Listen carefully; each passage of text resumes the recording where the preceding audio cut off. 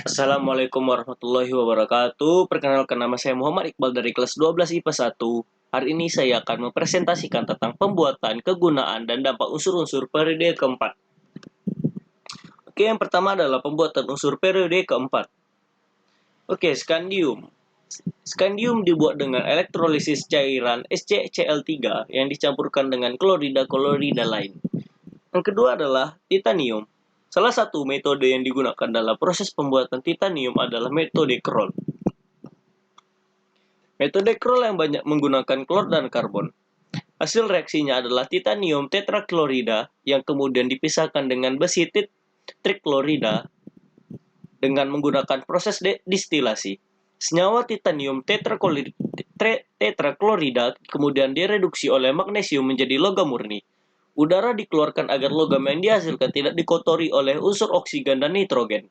Sisa reaksi adalah antara magnesium dan magnesium diklorida yang kemudian dikeluarkan dari hasil reaksi menggunakan air dan asam klorida sehingga meninggalkan spon titanium. Spon ini akan mencair di bawah tekanan helium atau argon yang pada akhirnya membeku dan membentuk batangan titanium murni.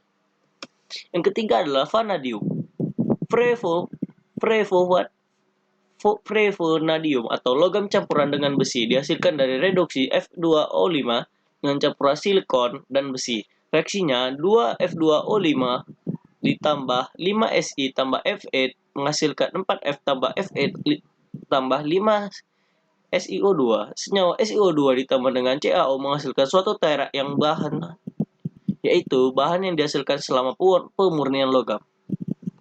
Oke, selanjutnya adalah pembuatan krom.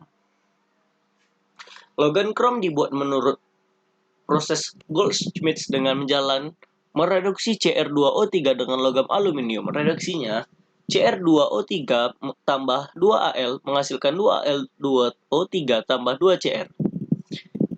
Selanjutnya adalah pembuatan mangan. Pembuatan ferromangan dilakukan dengan mereduksi MnO2 dengan campuran besi, oksida, dan karbon. Reaksinya MnO2 tambah E2O3 tambah 5C menghasilkan Fe tambah 2Fe tambah 5CO. Selanjutnya adalah pembuatan besi. Besi diperoleh dari biji besi dengan cara mereduksi biji dalam tanur atau tungku. Bahan-bahan yang diperlukan antara lain biji besi hematit Fe2O3 sebagai bahan baku, batu kapur CaCO3 sebagai pengikat zat pengotor, kokas sebagai reduktor, udara untuk mengoksidasi C menjadi CO. Selanjutnya adalah pembuatan kobalt. Unsur kobalt diproduksi ketika hidroksida hujan akan timbul NaOCl. Reaksinya 2CO2 tambah NaOCl tambah 4OH- tambah H2O menghasilkan 2COOH3 kali tambah NaCl. COOH3 kali yang dihasilkan kemudian dipanaskan untuk membentuk oksida dan kemudian ditambah dengan karbon sehingga terbentuklah unsur kobalt metal. Reaksinya 2COOH3 kali tambah CO2O3 tambah 2 menghasilkan CO2O3 tambah 3H2O. 2CO2O3 tambah 3C menghasilkan 4CO tambah 3CO2. Yang selanjutnya adalah pembuatan nikel. Proses pembuatan nikel adalah melalui proses berikut. Yang pertama adalah pengeringan di tanur pengering, kedua kalsinasi dan reduksi di tanur, yang ketiga peleburan di tanur listrik, keempat pengakayaan di tanur pemurni, kelima granulasi dan pengemasan. Selanjutnya adalah pembuatan tembaga. Tembaga diperoleh dari biji kalkoporit CuFeS2 melalui beberapa tahap yaitu pengapungan, pemanggangan, reduksi, dan elektrolisis. Selanjutnya adalah pembuatan seng. Logam seng dibuat dengan pemanggangan seng sulfida ZnS, kemudian oksida seng direduksi dengan karbon pijar. Selanjutnya kita akan masuk ke kegunaan unsur periode keempat. Skandium.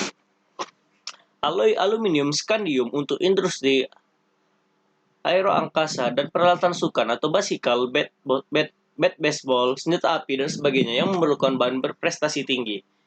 Titanium sebagai bahan konstruksi, sebagai bahan pesawat terbang dan pesawat supersonik karena pada temperatur tinggi tidak mengalami perubahan kekuatan. Vanadium untuk membuat peralatan yang membutuhkan kekuatan dan kelenturan yang tinggi seperti permobil dan alat mesin berkecepatan tinggi. Untuk alloy, tahan karat dan baja untuk peralatan. Krom. Untuk mengeraskan baja, pembuatan baja tahan karat. Sebagai pemberi warna hijau emerald pada kaca. Mangan. Sebagai depolarisar dan sel kering baterai. Untuk menghilangkan warna hijau pada gelas yang disebabkan oleh pengotor besi. Besi. Sebagai bahan utama pembuatan, misalnya baja stainless steel campuran 72% besi, 19 krom dan 9 nikel. Adapun manfaat baja untuk konstruksi atau rangka bangunan landasan untuk badan mesin dan kendaraan, toolkit mobil untuk berbagai peralatan pertanian dan pembangunan. FeOH 3 kali digunakan untuk bahan cat seperti cat minyak, cat air, dan cat tembok. Kobalt. Kobalt yang dicampur dengan besi, nikel, dan logam lainnya untuk membentuk alnico. Untuk panduan logam baja kobalt digunakan sebagai bahan magnet permanen. Nikel. Sebagai komponen pemanas listrik nikrom yang merupakan campuran dari Ni, Fe, dan Cr. Perunggu nikel untuk uang logam. Perak Jerman, panduan Cu, Ni, dan Zn untuk perang perhiasan. Tembaga. Sebagai peralatan listrik, kabel listrik karena sifatnya bersih yang mengantarkan listrik. Untuk membuat pipa ledeng.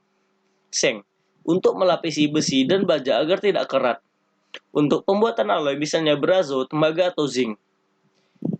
ZNO untuk bahan cat, pemberi warna putih, pembuatan seleb seng, ZNO Vaseline.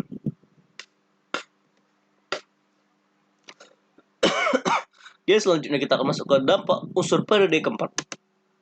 1. Limbah Fe atau limbah besi. Pada pengolahan logam besi, jika limbahnya dibuang ke sungai dapat menyebabkan pertumbuhan fitoplankton yang tidak terkendali.